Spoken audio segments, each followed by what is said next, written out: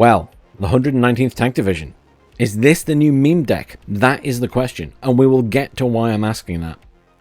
But I just wanted to have a quick run through again, as we did with the 11th earlier. I know a lot of people have seen this on stream yesterday, on my stream, or Protost's, or someone else's, I'm sure. There are plenty of videos about going into lots of detail, but I just wanted a quick glance over for anyone who was wanting a quick review. So, obviously, limitations, logistics. You get an extra 1 slot activation point in this compared to the American deck, so that's quite nice. So it means we can take our usual 2 slots for supplies and then your usual command. I mean, you can take whatever you want here. There's some argument for taking the MI8MT here, because actually it's not badly priced. It's literally the same cost as 3 of these, and you get quite a lot of supply in the end if you take that. So I'd and ah between the Ural and the MI8, to be honest. I think that's just personal choice. Infantry tab is tiny, as you might expect, just like the Americans. Now, there's not as much choice here as the Americans, but let's just skip over the nonsense and look straight at the ridiculous, okay? These are Spetsnaz. They are forward deployable troop. Okay, they've got the parachute. They are airborne. They can come in a Gaz, an Mi-2T, an Mi-8, or an Mi-8T rocket attack chopper.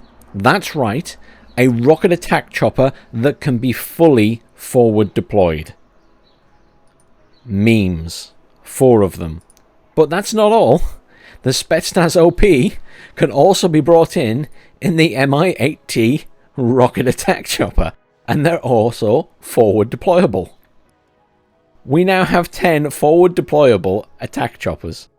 That's going to be right in the enemy's face, right at the start. That is potentially some epic memes, and I'm sure we're going to see some of that in the tournament now. Someone is going to bring these guys out and just annihilate the enemy forces by rushing them up really fast. I think this is going to get adjusted. I don't think it'll stay like this. I'm expecting patches. Now, the other thing in this patch when it comes to infantry, and what do we have here that actually fits that role? So, the Sapri RPO, and the Sapri Commander, the Spetsnaz Commander as well, and obviously the Spetsnaz, and not the Spetsnaz OP actually, but the standard Spetsnaz, the Sapri RPO, the Sapri, and the 2 commanders here are all shock. And right now, they get a 50% damage bonus when they're in their shock range to every weapon, including the satchel charges, including the RPO, including the anti-tank weapon. So, 18 penetration is 18 plus 9. Do you see where we're going with this? 27 penetration on an RPG? Yeah. Yeah, exactly. I know what you're thinking. Because I'm thinking that I believe this is going to get hotfixed, because I don't know if it was overlooked or what, but I think it's going to get patched pretty quickly. So if you want to have some fun with this, do it now, because it is going to get patched pretty quickly. But right now, you may as well take all shock infantry, because they are going to annihilate everything. 50% damage bonus to every weapon. Even big tanks are going to get minced. But yes, my advice, obviously, you know, they're going to patch this. I think those choppers are going to get removed. I think the adjustment is going to be made that the 50% bonus will only count for small arms, aka the machine guns and the rifles. Don't quote me on that. I'm not sure what they've decided, but I imagine that's the case. But for right now, knock yourselves out. Sapri RPO, Sapri. I mean, I wouldn't take a commander there. Take some more Sapri RPO, or take the Motostrelki, I guess, in the BMP. Oh, don't forget to upgrade your Sapri. Although, then again, I mean, if you're just going to charge them into the enemy, throw the satchel charges, which now do 3 damage, technically, at close range, you might as well just take 9 and charge them in. So, yeah, memes to be had with this deck and any, I suppose, shock troops right now. Knock yourselves out. Otherwise, let's move on with the rest of the deck, because that's the silly stuff out of the way, I guess. Artillery is not a lot of choice. I mean, this is the big new unit, isn't it? The MSTA B. It's not the self-propelled version, obviously. Quite high damage there at 3.04. Reasonable rate of fire at 4. I mean, obviously a lot stronger than the older stuff, which is only 122mm here. So that's nice. It's something from the single-player campaign they've brought across. I assume there'll be still some units that aren't in multiplayer that'll be the single-player campaign only, but nice to see something else getting added. Tanks, well, I mean, again, this is a tank deck, so there's just loads of tanks. This is where you're getting your T80UDs. At the moment, you get 2, 1, and 1, so you may as well take these in as elite. I don't know what's going to happen with this. I don't know if they're going to remove the elite option or change it. At the moment, it seems weird because there's no reason not to just elite them all. And I'd take them all. And then the same here. Take veteran, I guess, for those. And then you got 3 cards of these as well. Would you bother taking any of the other stuff? Probably not. Just a wall of tanks. There we go. The T80 BVK is a nice tank as well, so no complaints there. Going back to tank for a second, I will say, obviously there are other options here. I personally am not too fussy about like the tank guns and stuff. I mean, the Rapira is not bad because it's got a decent range, but you know, the missile's pretty good. But honestly, when you can take T80 UDs, unless you really want something cheaper, there are options. Don't be afraid to take something cheaper, but if you're playing team games like 10v10s, T80 UDs, T80 UDs, and T80 Us. I mean, why bother with the rest to some extent? Okay, Recon. Recon is a different kettle of fish. Once again, we've got quite a lot here, but not as many as the Americans. Spetsnaz Groove's obviously very good. Razvedka Sapori. I mean, the nice thing is the Razvedka Sapori, in case you did want to get into a fight with them, they are an 8-man strength squad. And you could upgrade them to vet.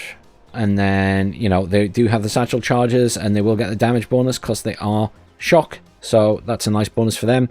These guys, Spetsnaz Groove, also shock. So their damage there will go up by 7.5. So you're talking like 21.5 damage output on the RPG at close range. Once that shock stuff's activated. I mean, again, until they patch it, shock troops are going to be really strong. Obviously, you're going to have to use them sensibly, but yeah, there you go. Anti-air is really bad for this deck. The anti-air is just... I mean, some people like the Tunguska. I think it's not very good in Warno. I think it's amazing in Wargame Red Dragon.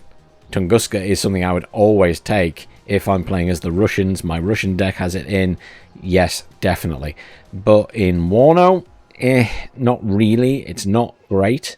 Strela's fine. The Igla's fine. I'd be taking Iglas and Strelas here. Tunguska, I had to push maybe. But there's plenty of aircraft we can take to do anti-air. So I'd probably just spend the slots on those two and then move on.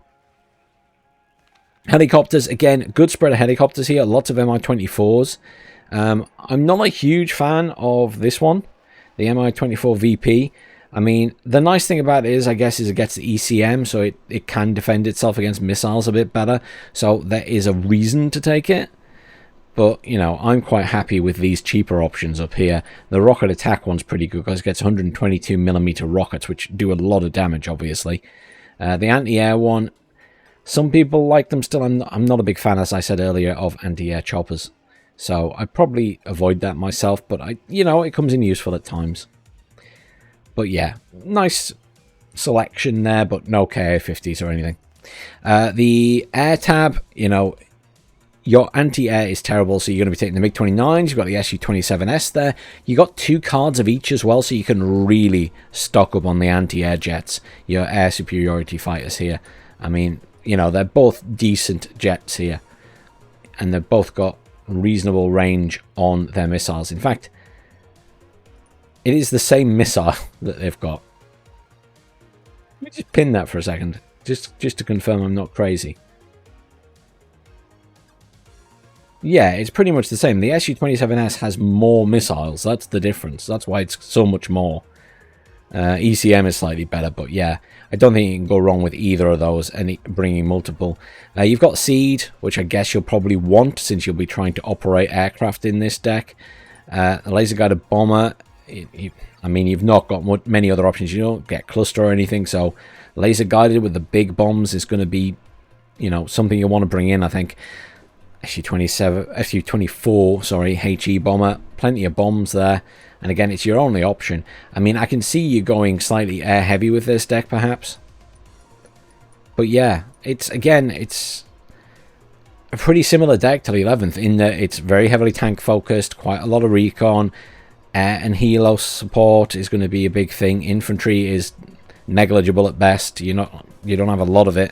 But the difference is this deck, you've got some major memes going on with these guys and their choppers. Having an attack chopper that far forward for the moment until they patch it, because I'm pretty sure that'll get removed. Memes away, guys. Memes away. Have fun with that while it lasts. I'm sure I'm going to be infuriated by it at some point. But thanks for watching, everyone. As I say, it was just a quick sort of run through again of this deck. You've seen loads about it. You can go and look at it in the game yourself if you've got the game. Have some fun with it while it's still in the state it is, because I don't think it's going to stay like that for long. Thanks for watching, everyone. I'll see you all soon.